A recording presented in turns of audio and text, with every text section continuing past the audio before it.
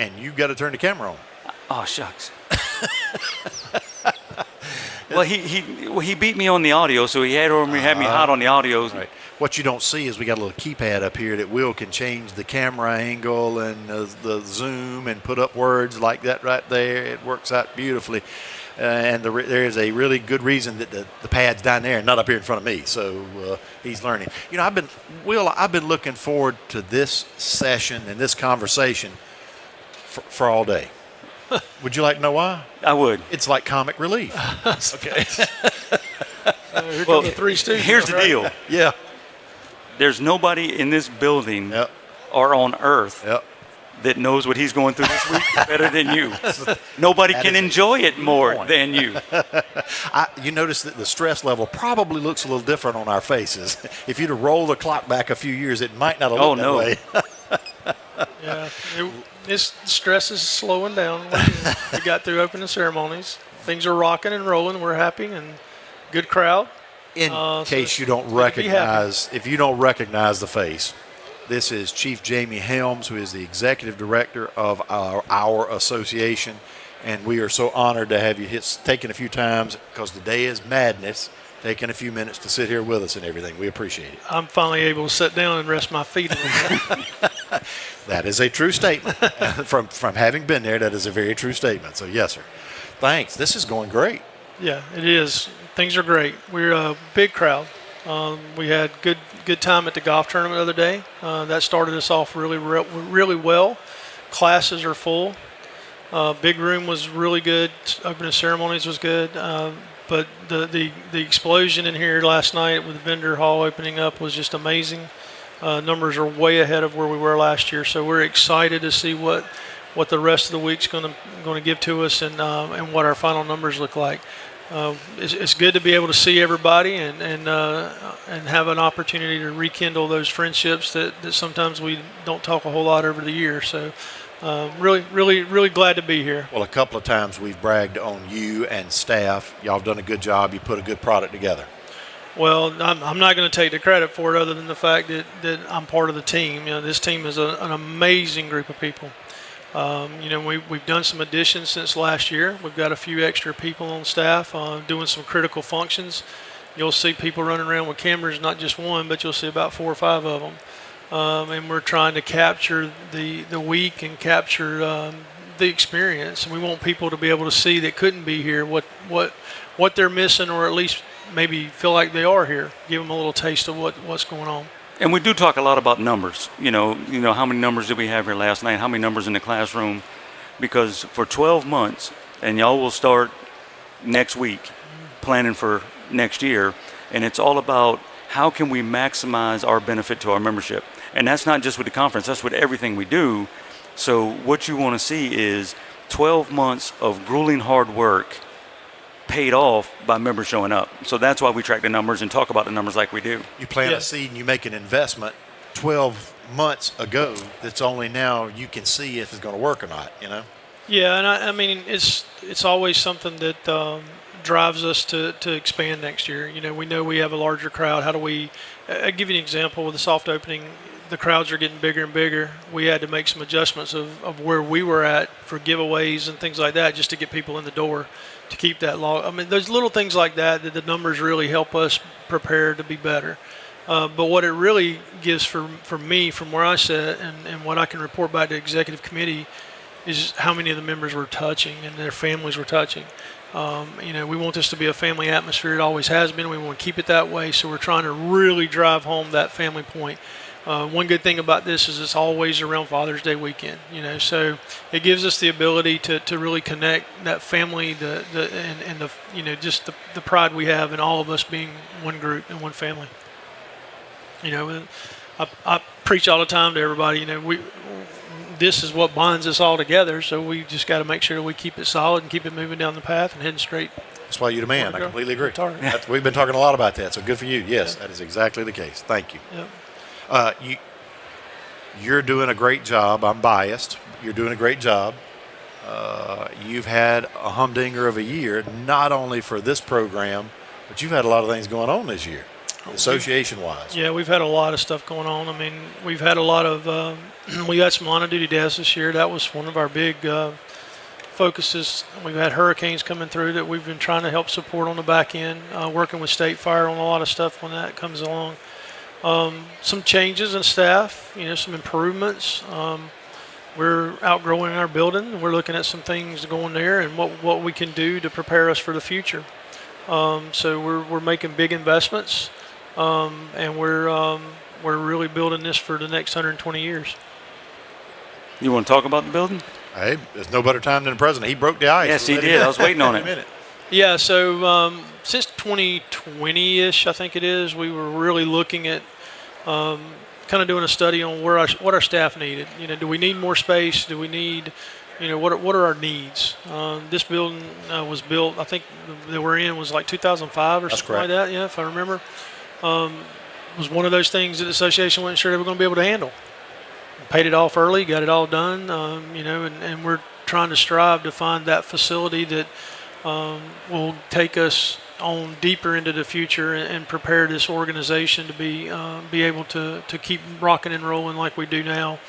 We're looking for a facility that we can house our museum. You see some of the pieces right out here in front of us.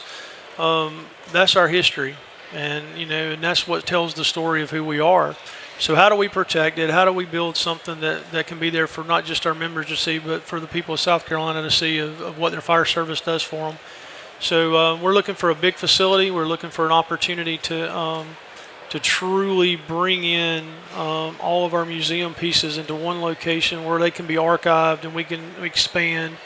We're looking for an auditorium type setup to give us a second facility for the fire service for training and education. The Denny Auditorium is a great facility.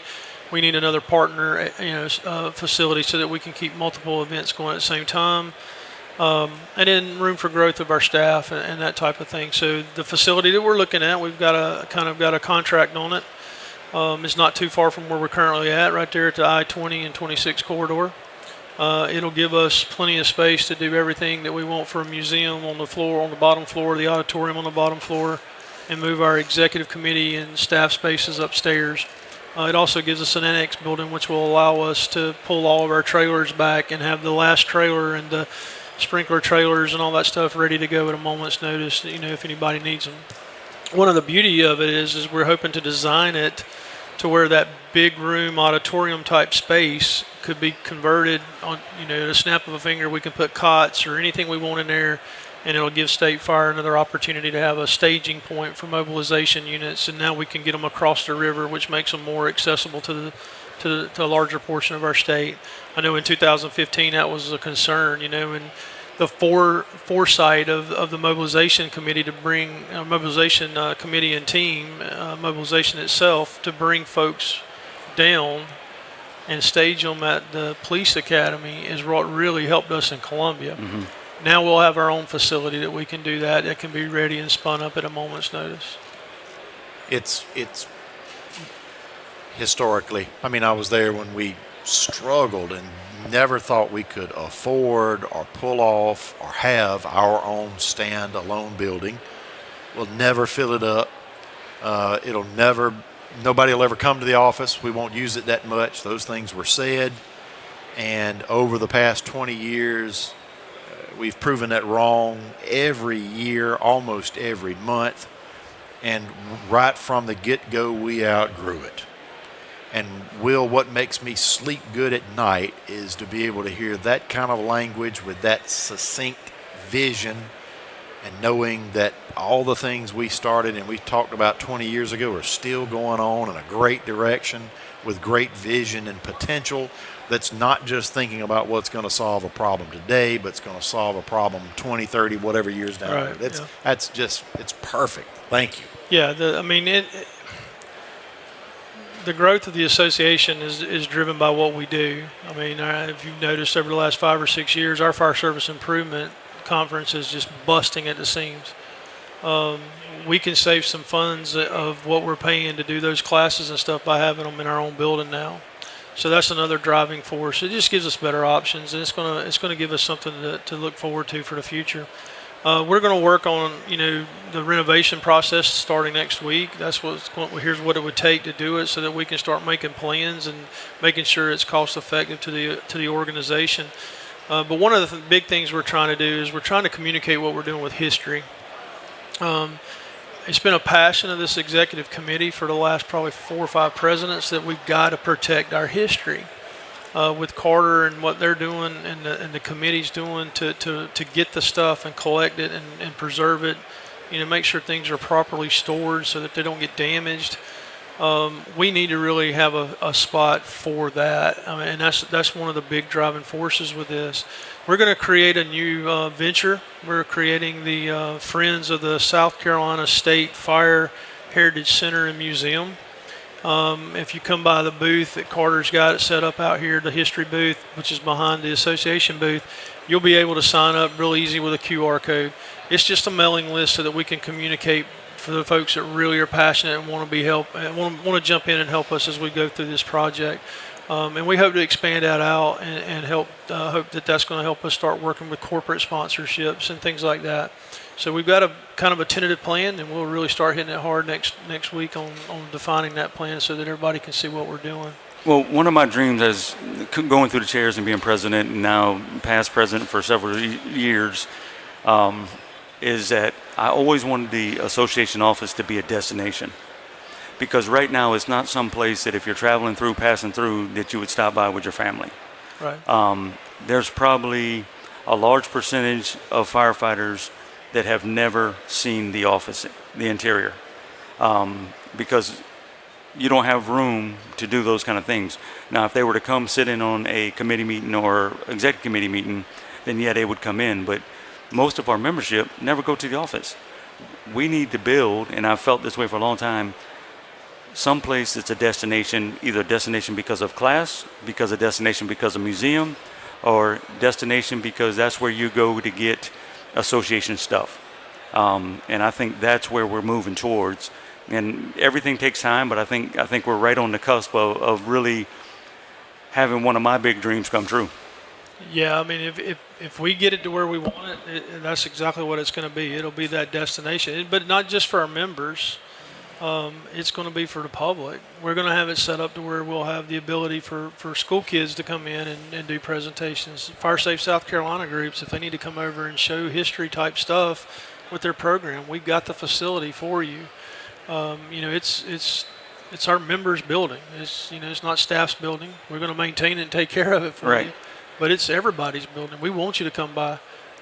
We'll have space if you're passing through and need a place to stop and get on a computer, check your email. We'll find you a spot, that kind of thing. So we're excited about it. I mean, this is going to be big. It's going to be a large task. We're ready for it. We're ready to hit it head on. But I think in all of the talks that I've had about this venture is that we're going to do something as an association that every member is going to be proud of. Yep. When it's complete and operating and doing what we want with all the things that we want, I think it's going to be something that we're really going to be proud of. And we're going to do it without changing any type of product of service that we give to our membership. We're not going to take from one area to the other area to make it happen. We've got a plan, and we're going to work through that plan. If it's in phases, we do it in phases. If it's sponsorships we get and we can do it all at one time, we'll do it all at one time. But we don't want to change anything we're currently doing. We want to continue to build off of what we're doing. We're not going to sacrifice one thing to try to do another. We're going to work through that process. Well, that's not how we operate. It's not how you operate, right. Because we're always focused on more. That's What else can we do? And we had those big fears and same concerns in the early 2000s. After 9/11, we were having those same conversations. And I think that there is a propensity for people who are not in a non-governmental organization to not realize that this is a business venture, and it's very scary. I mean, you're talking about investment in the future for us all, in fixed facility as well as programs, and so it's a scary thing. So kudos to the executive committee for bravely looking for what we can do in the future and not being fearful and saying, look, we can't expand this thing, because you've got to keep growing. And you're doing a great job of that, as evidenced by this conference and all the other products you put out. Growth is the future. That's right. If you're not growing, you're stagnant. If you're not stagnant, it's like a pond. Yeah. Pond gets stagnant, your fish don't live very long. So we want to keep it moving. We want it growing. We want it vibrant, and that's our goal. We're already working on what's the next big project. Officer Academy has been huge. That's been a huge project. It's been great. We've trained well over 100 officers, maybe even up to 150 or more. I'm losing count. We're doing so many classes, and we could fill them every month if we wanted to. What's next? We're looking at that gap. We got. We get you trained at the officer level. How do we help augment what State Fire is doing with their academy and getting that program to get you ready to be a fire chief?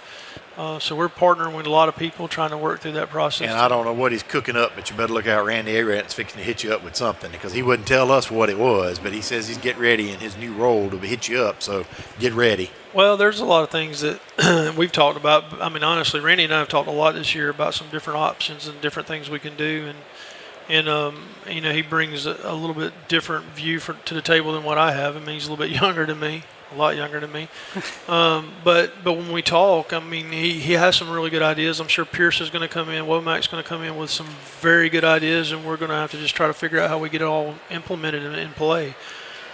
We're fortunate. I've talked to a lot of people from a lot of organizations. We are so fortunate in how good our committees work and how that process works. And we got to keep that strong. We got to keep that healthy. We got to keep that on the same path. We spend a lot of time. You guys know, y'all were down there helping. But that's trial and error, Jamie. That's developed through a lot of hard knocks over the years. There is a reason a lot of those things are in place, because we stubbed our toe a lot of times, and we fixed it by having those things. Right. And that's why we are successful, is because that foundation is there. And not being too stubborn to pivot. We would try some things, and maybe it didn't turn out, or it wasn't successful as we wanted. Right. We pivot. Yeah. But wholesale, you don't change just for the purpose of. There's 120 years of history, and the reason we do a lot of the things that we do, and the reason that you are successful as an organization when the other 49 states don't have anything maybe like what you got. But we're fortunate with the people that come on board and work and try to help us become better and better every day in what we're doing. That's where I was going. We've got good people that are willing to put forth the effort to help the organization continue down the path, and it's exciting to be part of staff and have that support and have those folks that are willing to do it. Staff works hard every day. I mean, you guys see it. You've seen it before.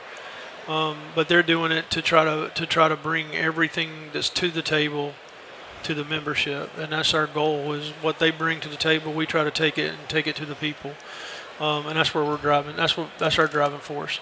One thing I want to say too about staff is we've hired quite a few people over the last 2 or 3 years, but you'll see a team running around here now, not just one person doing the media stuff and taking pictures and videos. If you're not watching on social media, you need to be. They put a snapshot video of yesterday up. It's amazing. There's going to be, and I'm giving a teaser, and I don't want to give away too much, but they've been working on a Father's Day project. It'll go out probably either tomorrow or Sunday morning, first thing, and it's important. So we want to see the folks that are here. If you've got your kids here, take some pictures on your way out, upload it to our hashtag, Fire Rescue, or I think it's SCFR 2025. 2025, yeah. So upload it so we can have that stuff. That helps us show what we do and who we're doing it for, and we want to showcase them, not necessarily just the association staff and the executive committee. We want to show the people that are walking around this vendor hall. Absolutely. So. Hey, you got a couple more days this week.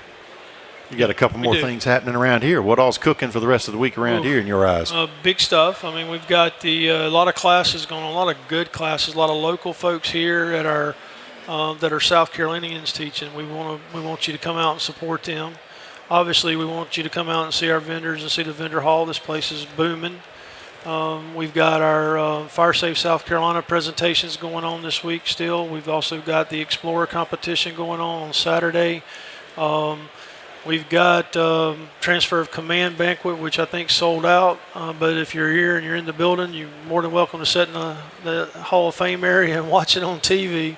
A lot of big things still. A lot of great classes, and I left my list over there to the desk. But a lot of opportunities to still get some training. So if you're at the beach, if you're not at the beach, head this way. If you're at the beach, please jump in on a class or two. Packed classes, man. I can't Yeah. tell you how packed these classes are. Nice. It's a good problem to have. I think one of our guys was slam full and had people standing in the hall trying to listen yesterday. So that's great. What's the secret behind winning one of the prizes at the association booth when you spin the wheel? I know there's got to be some kind of little trick. It's all luck of the draw. Oh, come on, You got to man. be good at Really? it. Spin it hard and let's see where it falls. So Good stuff. Good stuff there. yeah, the one thing I want to go back to, you talked about how we're focused on what's next. Yep. But I think that over the last couple of years, we've done a better job of evaluating what we currently have to provide more. And the example I'll give is bringing Chief Bolano on to now take Leadership Institute, which I think having somebody specifically for Leadership Institute is going to take that program to a level we maybe never dreamed of. And so, yes, we're focused on what's next, but we haven't forgotten about everything that also that we're doing as well. So everything's growing together. That's right. Yeah, everything comes together. Everything moves forward. A lot of what we do is a stepping stone to build the next step. We've talked for years about Leadership Institute. Should there be a Leadership Institute too? Well, we're positioning ourselves to get closer to making that decision and what that's going to look like if we do it and how we want to do it and what's going to be the positives, negatives, that kind of thing to do it. Everything's building off of each other. We were trying to figure out how to bridge gaps is what we call it. When we came over, that was one of the first things Joe had me to do as a deputy. What's the gaps in staff? And that's why we've done what we've done and where we've progressed with our staff and trying to fill those gaps. We're doing the same thing with training and education. We're actually looking at tagging in some of the Leadership Institute folks that feel like we need a training officer academy to help T&E come up with that plan to make that happen. So we're not shutting anything down. We're not slowing anything down. We're just those things are still running full throttle. We're just trying to take to the next one. Let's put another car on the road. So a little bit ago, I heard somebody announce out that they got a deadlift competition. A deadlift, yeah. It's one of the booths, and I don't know which one it is. But when you get back over there, you might want to announce 7710, which is the workers' comp booth. Because there's going to be some clown in here who's going to leave hurt. I promise you it won't be me over here lifting. But yes, we've got a lot of vendors doing a lot of raffles, a lot of drawings. We've let most of them know if they're listening to me right now, if you've got one, please come to our booth. Let us know what it is so we can announce it for you. We want to help you be successful as much as we do anything else right now. We want to help our vendors out. We appreciate everything they do and their support of being at this conference year after year after year. And if you're here and you've noticed, we're not only full in the vendor hall, we're full all the way down the hallway in the back behind us. I think it's probably back to the 2008, 2007 levels before the recession back then, when we kind of took a hit. Yeah, so we're actually experiencing a great problem to have, is that we're in the biggest convention hall that we could actually use, and we're busting at the seams. We are, and Charlie and the staff out back have done a phenomenal job with that. Trying to make sure we get people where they need to be and that kind of thing. We've got a waiting list of people that were just, hey, let us know up to the day the doors open. If you get us opening, we'll take it. So that's a good problem to have. And it's crazy to think back, and we've talked to a lot of guys that have been coming here for a long time, and all of them bring up the landmark. How much of this stuff could you put at the landmark? It's just those 4 or 5 vehicles right there that filled up the parking lot. That was it. I never had the opportunity to be there for that, but yes, I've heard a lot of stories about it. Yep. A few fire trucks down the edge of the road and a few booths in the hallway going into where we held the meetings, and that was it. That was it. Yeah, I think sitting up here looking around at people walking by, I really love it when I see the kids coming through. Absolutely. I think that's awesome. Yes, sir. I think that's our future. So yep. Glad to have them here. Engaging those individuals, exciting them now, and finding outlets for them, like you're doing with the Explore competition tomorrow. I mean, it's just the next generation, next part of it. That's great. This is awesome. So we're going to keep striving. We're going to keep pushing. We got a big year ahead of us. We're excited for, as always, when we have a transfer and how that's going to look. We'll be watching what President Womack has in his speech of things that we need to be looking for and to try to start driving that train down that path. I know a lot of times that's where T&E starts getting their kind of focus and drive toward. We'll be working through our strategic plan, which we've spent a lot of time over the last couple of years trying to fine tune and get it into play.